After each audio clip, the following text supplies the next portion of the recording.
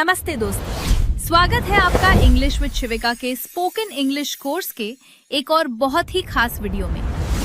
क्या आप भी इंग्लिश बोलते समय बार बार इन, ऑन, एट, फॉर और टू जैसी छोटी छोटी मिस्टेक्स करते हो?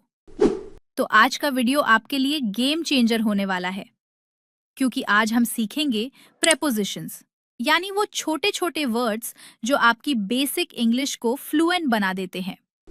आज के बाद प्रेपोजिशंस आपकी वीकनेस नहीं, बल्कि आपकी स्ट्रेंथ बन जाएंगे। इस वीडियो में मैं आपको प्रेपोजिशंस 0 से लेकर एडवांस्ड लेवल तक सिखाऊंगी, और वो भी बहुत आसान तरीके से। बस आपको वीडियो को ध्यान से सुनना है।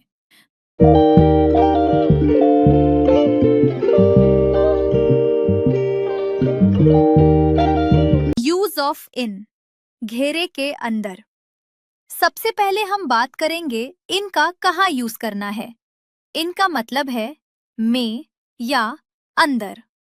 जब कोई भी चीज किसी रूम, बॉक्स, सिटी या कंट्री के अंदर है तो हम इन का यूज करते हैं। इमेजिन कीजिए, यह एक बॉक्स है और यह बॉक्स आपका रूम या सिटी हो सकता है।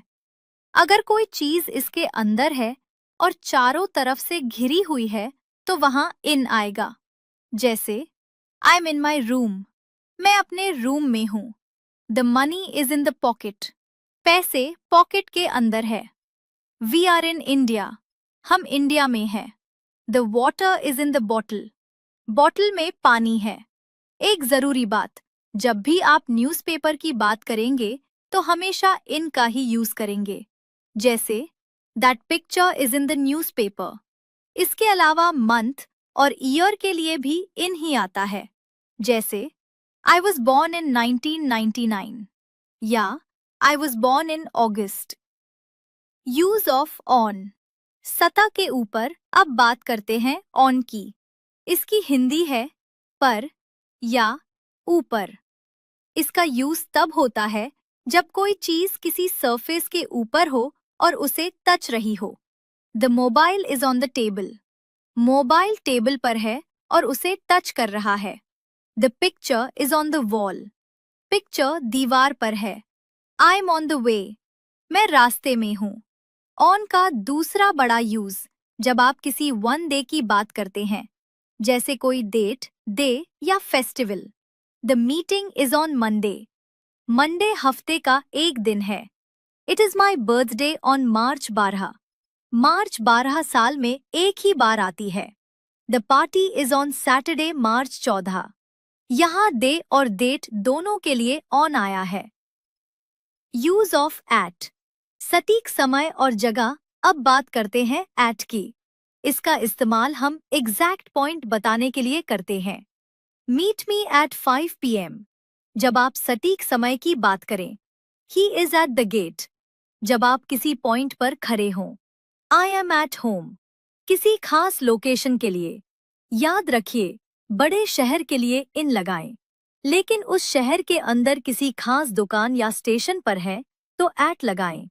जैसे I am in Delhi at the metro station. Use of अंदर, नीचे। अब समझते हैं अंदर का मतलब। अंदर का मतलब है कि नीचे। जब कोई चीज किसी के नीचे हो, उसे टच न करे और आप उसे देख सकें। The cat is under the table, बिल्ली टेबल के नीचे है। The shoes are under the bed, जूते बेड के नीचे हैं। ही इज अंडर 18, उसकी उम्र 18 से कम है। यूज ऑफ ओवर, ऊपर। अब बात करते हैं ओवर की। इसमें अक्सर स्टूडेंट्स को बहुत कंफ्यूजन होता है, तो इसे बहुत ध्यान से समझना। इसके 4 मेन यूज हैं। एक, बिना छुए ऊपर होना, यानी higher than but not touching. जब कोई चीज किसी दूसरी चीज के ठीक ऊपर हो लेकिन उसे टच न कर रही हो और उनके बीच में जगह हो, तब हम ओवर का इस्तेमाल करते हैं। जैसे the fan is over my head, पंखा मेरे सिर के ऊपर है लेकिन सिर को टच नहीं कर रहा।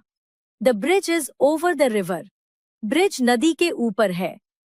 2, एक तरफ से दूसरी तरफ, यानी अक्रॉस।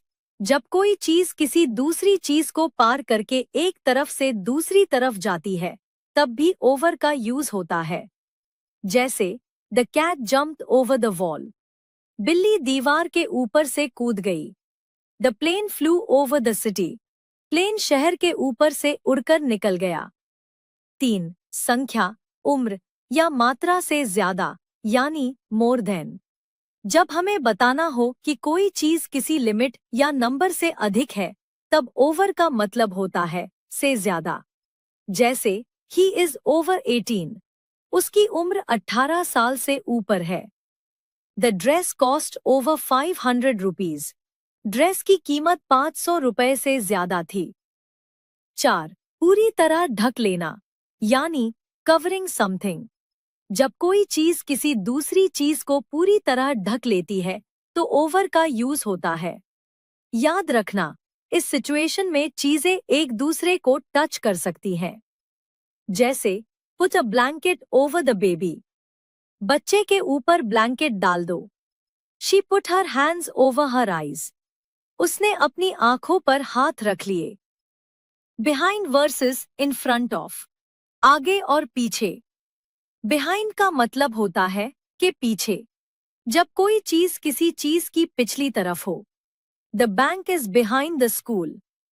स्कूल के पीछे बैंक है। My house is behind the temple. मेरा घर मंदिर के पीछे है।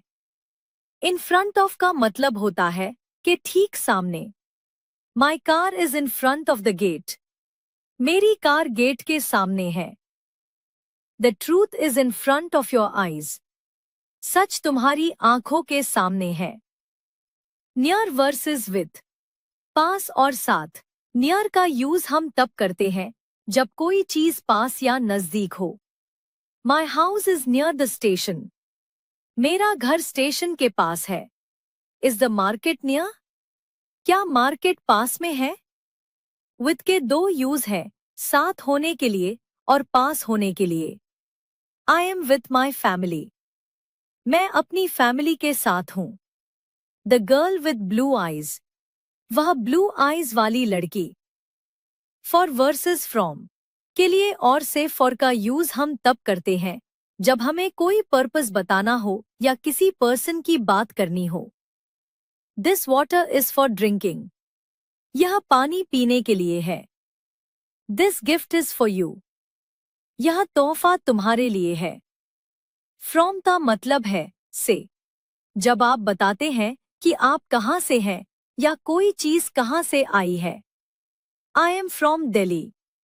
मैं दिल्ली से हूं। दिस लेटर इज फ्रॉम रानी। यह लेटर रानी की तरफ से आया है। तो दोस्तों, आज हमने प्रीपोजिशंस को बहुत ही आसान तरीके से सीखा। अब आपको इन शब्दों को अपनी रोजमर्रा की बातचीत में यूज करना है। जितनी ज्यादा आप प्रैक्टिस करेंगे, उतनी ही जल्दी आपकी इंग्लिश इम्प्रेसिव बनेगी। अगर वीडियो अच्छा लगा हो तो लाइक कर देना। मिलते हैं नेक्स्ट क्लास में। तब तक के लिए प्रैक्टिस करते रहिए और हमेशा याद रखिए कि आप बहुत स्पेशल हैं। मैं हूं शिविका। बाय।